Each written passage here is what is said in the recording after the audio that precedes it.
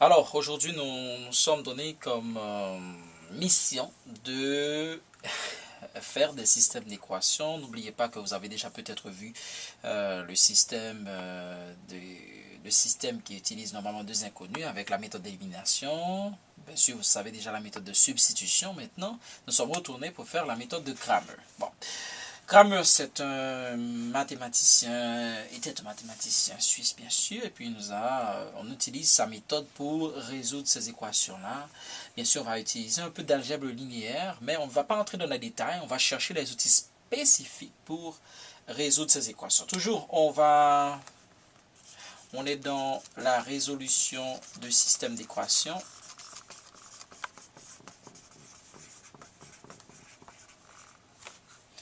Et on va résoudre des systèmes à deux inconnus. Donc, je vais continuer avec la même équation pour vous montrer comment ça fonctionne. N'oubliez pas, on avait une équation où on avait x qui était égal à 5y moins 2, 3x, deuxième équation, excusez-moi, 3x plus y était égal à 10. On a deux équations, mais on les a transformées. On va transformer la deuxième un petit peu, la première bien sûr, dans une forme standard pour arriver à aller plus vite. Bon, bien sûr, la forme standard, ce serait que les deux soient égales à 0, mais quand j'ai dit forme standard, en fait, c'est uniformisé. Alors, on va uniformiser plutôt. Uniformiser. OK. Donc,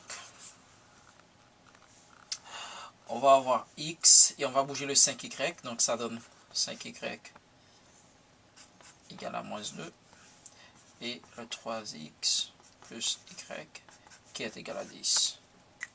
Donc voici nos deux équations et maintenant nous allons utiliser ce qu'on appelle la méthode de Cramer. Alors la première chose qu'on va faire, c'est de déterminer les matrices. Bien sûr, ici on va avoir des matrices carrées, des 2 par 2.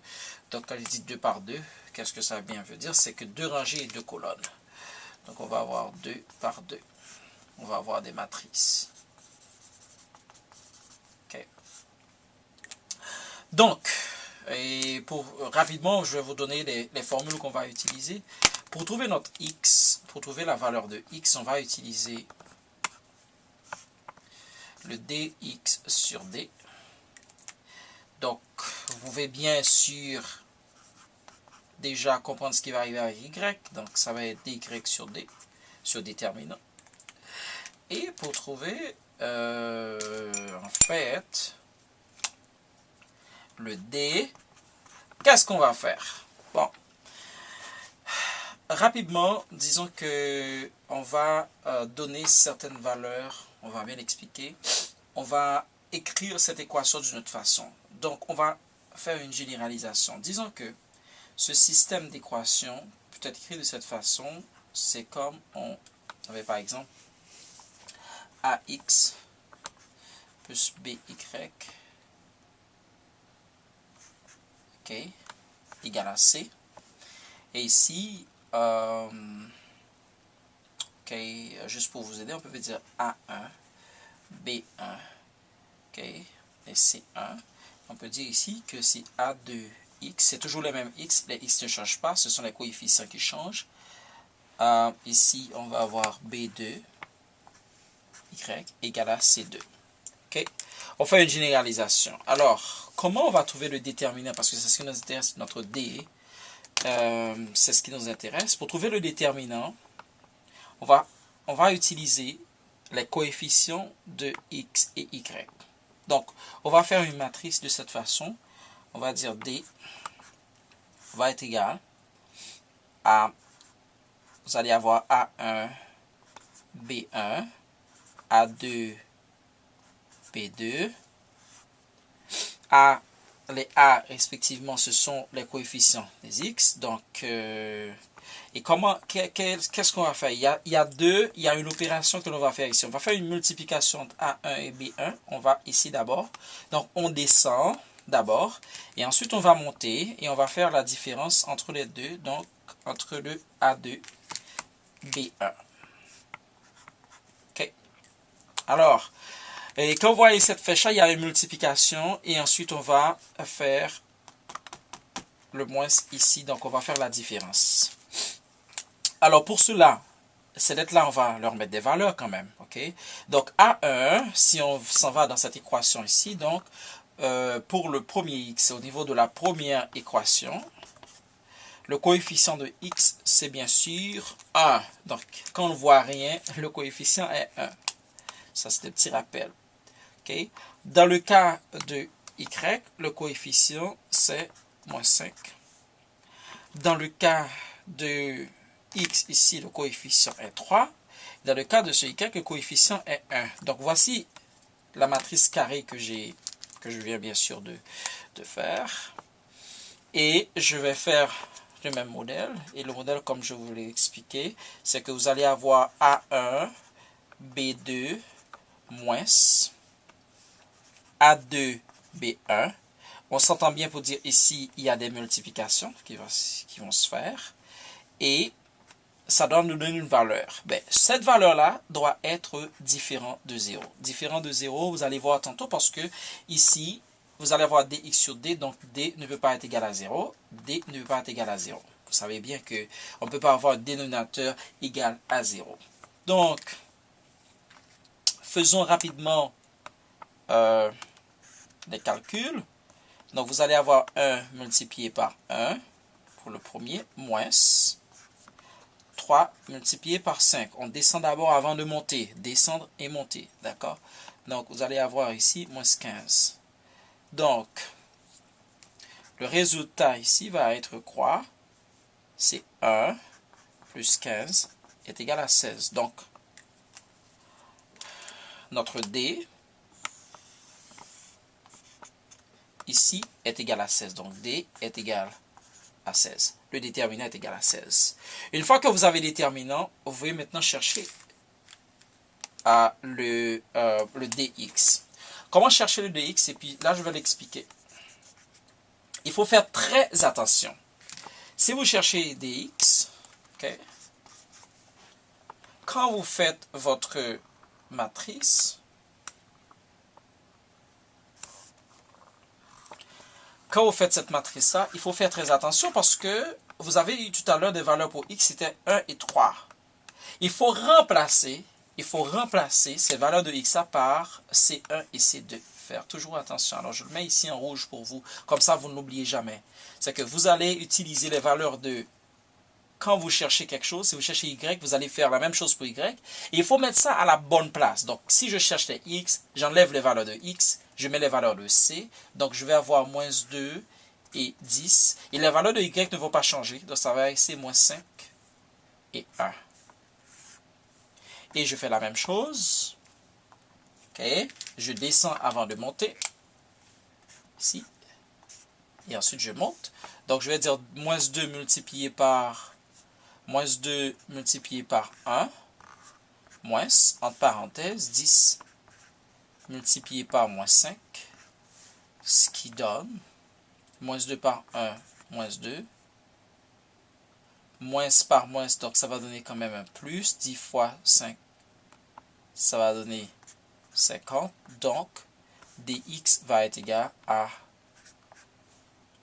48. Maintenant, je vais faire dy. Je ne cherche pas encore x. dy. Quand on prend dy, on va faire la même chose. Sauf que dans la matrice, alors x va rester pareil, parce que n'oubliez pas, je ne cherche pas x, je veux trouver exactement dy. Alors, le déterminant de y, je vais laisser les valeurs de x à leur place, donc c'est 1 et 3. Et ici, je vais mettre, n'oubliez pas cette facteur-là, je fais ce petit rectangle-là pour vous souvenir que, ok, il faut que vous vous souveniez que le déterminant, ben, les valeurs de ici, les C vont prendre la valeur que les valeurs de la variable que vous êtes en train, en fait, ce qui est impliqué ici, c'est Y, et ça prend exactement la place de Y. Et je fais les mêmes opérations, je descends, ensuite je monte, donc, on va avoir 1 multiplié par 10, moins 3 multiplié par moins 2, ce qui donne 10, moins, qui va rencontrer sur moins, ça va donner quoi? Plus 3 fois 2, 6. Donc, ça donne 16. Alors, ici, vous avez le 16. Donc, dy égale à 16. Donc, vous avez d, dx et dy. Donc, x égale dx sur d. Dx, c'était quoi? 48. Sur d, qu'on vient de chercher. D était égal à 16. Donc, x égale à 3. Hein? Vous voyez que si vous avez déjà suivi ou bien regardé les vidéos sur les méthodes de substitution, vous allez voir c'est la même chose. Et y ici va être égal à dy sur y. Donc, excusez-moi, sur d. dy sur d. Donc, dy c'est 16 sur d qui est aussi égal à 16. Donc, y égale à 1. Nous avons donc le couple xy 3, 1 qui satisfont cette équation. Nous avons déjà vérifié dans les deux premières vidéos comment exactement vérifier l'équation. Mais si vous voulez quand même, vous pouvez remplacer 3 et 1 dans la deuxième équation, dans la première équation pour aller... on va le faire maintenant dans la deuxième équation parce que dans les deux autres vidéos, on a fait dans la première équation. Donc remplaçons ces deux valeurs-là à titre de vérification, pour vérifier. Alors, on va avoir 3x, donc c'est 3 multiplié par 3, plus y qui est égal à 1, égale 10. Donc, vous savez bien que moi, 9, aussi que moi, égale à 10. Donc, 10 égale à 10. Merci de nous avoir suivis. Donc, la prochaine fois, dans les prochaines vidéos, nous allons nous attaquer à la résolution du système d'équations à 3 inconnus par la méthode d'élimination, par la méthode de substitution et surtout par la méthode de Cramer. Alors, je dois l'écrire bien sûr pour vous parce qu'il y en a qui se demandent comment Cramer s'écrit. Cramer s'écrit comme ça. Et peut-être qu'il y a quelqu'un qui m'avait posé une question me disant que il y en a qui ont entendu parler de notre système où on peut faire une comparaison. Alors c'est toujours possible, on peut toujours comparer. Alors avant de terminer cette vidéo, vous avez un bonus en termes de comparaison. Vous pouvez toujours faire une comparaison. Alors comment je peux comparer quelque chose? Alors vous savez que mon système d'équation est x moins 5y égale moins 2. La deuxième équation plutôt, c'est 3x plus y égale à 10. Ce que vous pouvez faire, c'est isoler x dans les deux équations et comparer les deux valeurs.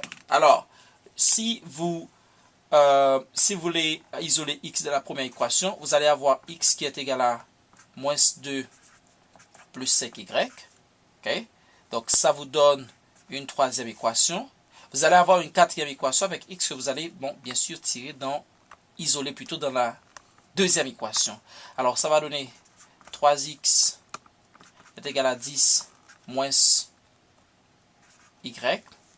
Et vous allez avoir x qui est égal à 10 moins y, le tout divisé par 3. Alors là, vous avez une quatrième équation. Vous allez poser 3 égale à 4, parce que dans les deux cas, c'est les valeurs de x. Donc, x est égal à x. On va faire ça rapidement avant de terminer cette vidéo. Vous allez voir comment c'est marrant cette technique-là. Donc, vous comparez les deux. Et en comparant les deux, qu'est-ce que vous allez avoir? Moins 2 plus 5y égale à 10 moins y divisé par 3. Bon. Si vous voulez, vous pouvez juste prendre 3 et multiplier ça par les deux parties, par les deux, toutes les valeurs qui sont ici. Donc, vous allez avoir moins 6 plus 15y égale à 10 moins y. Vous mettez plus 6 des deux côtés. Donc, vous allez avoir 15y qui est égal à 16 moins y. Vous mettez plus y des deux côtés. Vous allez avoir 16y qui est égal à 16. Donc, vous divisez par 16 des deux côtés. Donc, y est égal à 1. une fois que y est égal à 1, vous le remplacez dans n'importe laquelle des équations et vous allez voir x est égal à 3.